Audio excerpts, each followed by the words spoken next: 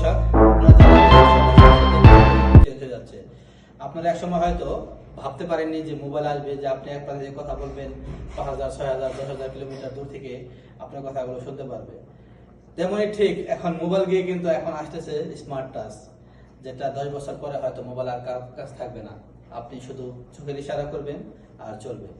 সেটা কিন্তু জানাইছে ফেসবুকের যে মালিক জাকারবার্গ, আপনারা দেখেন স্ক্রিনে।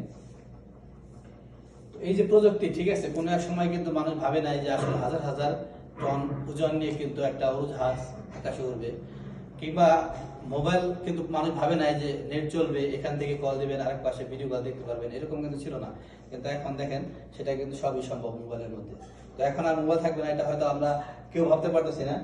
10 বছর পরে দেখেন, এটা হচ্ছে মার্ক জাকারবার্গের মন্তব্য যে 10 বছর পরে মোবাইল হারিয়ে যাবে, কারো কাছে থাকবে না। নতুন প্রযুক্তি আসতেছে স্মার্ট টাচ, ভাবতে পারেন? দৈনন্দিন জীবনের সঙ্গে সহজেই মিশে যাবে। স্মার্ট গ্লাসের সঙ্গে যুক্ত থাকবে একটি হেডফোন এবং ফোন কল আসলে নম্বর স্মার্ট গ্লাসেই দেখা যাবে। চোখের পলক ফেললেই সহজেই কথা বলা যাবে।